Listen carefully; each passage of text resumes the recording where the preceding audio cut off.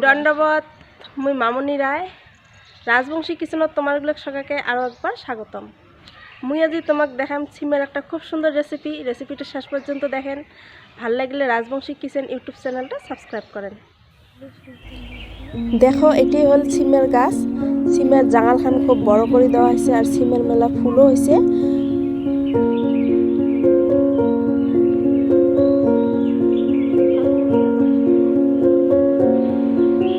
দেখো সিমেও হয়েছে আর এগুলো বড় হয়েছে। এই সিমেগুলো তুলে নিম আর এগুলো সিমে এলা ছোটই আছে, এগুলো আমি ছিঁড়ি নাও। যেগুলো বড় হয়েছে ওই সিমেগুলো আমি ছিঁড়ি নিম।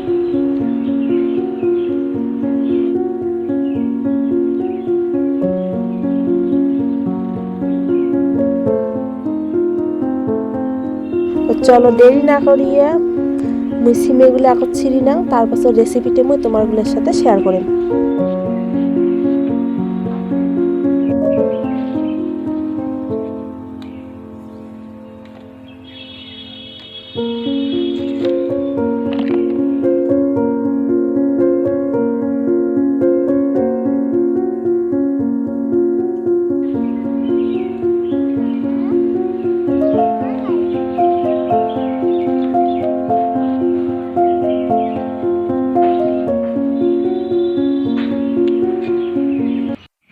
দেখো সিমের ছাড়া হয়ে গেল। এই সিমেগুলো দিয়ে মুই তোমার একটা রেসিপি বানিয়ে দেখান।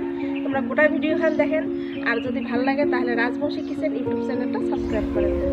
শুটকা আর সিমে আলুর চটচটি বানার জন্য লাগবে মরিচ বাটা, আদা রসুন আর পেঁয়াজি বাটা, এটিখানা সর্ষে আর জিরে বাটা আর ধনিয়ার পাতা। তেলগুলো ভালো করে গরম করে নিয়ে এটিখানা শুটকাগুলো দিয়ে মুই শুটকাগুলো ভালো করে ভাজি নিন।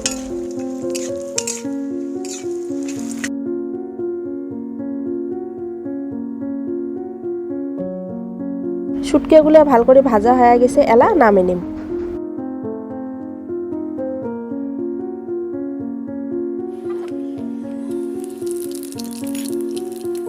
এলা এই তেলতে মুই দিলুম অল্প পাঁচফোড়ন।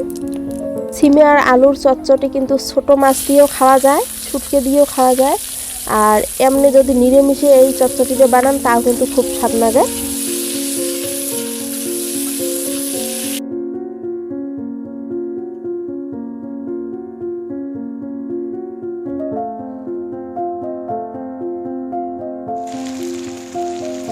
এলা দিম হলদি আর স্বাদ মতো নুন।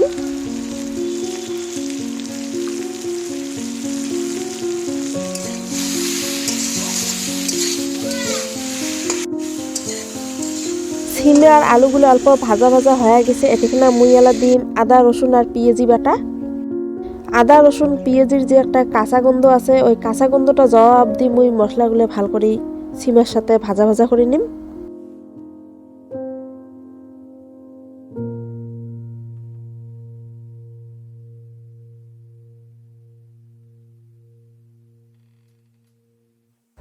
এলা দিম মরিচ বাটা। এটিখানে মুই কাঁচা আর পাকা মরিচ একসাথে বাটি নিছং। পাকা মরিচ এই জন্য নিছং যাতে রংটা অল্প ভাল হয়। মুই এটিখানে শুকেন মরিচের গুঁড়ে দিবেন না, ওই জন্য কাঁচা পাকা মরিচ মুই একসাথে বাটি নিছং।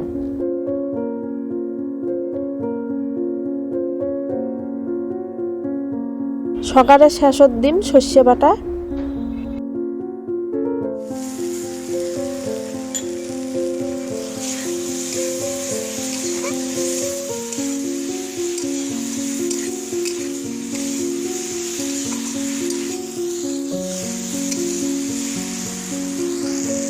এলা দিম ভাজি রাখা শুটকে মাছ।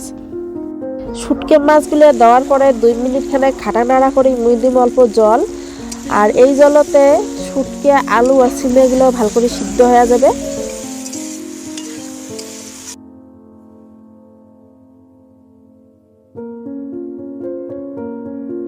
বেশি করে কিন্তু জল দেওয়া যাবার নয়, অল্প করে জল দেওয়া হবে, কারণ এগুলো ভাজাতে প্রায় সিদ্ধ হয়ে গেছে।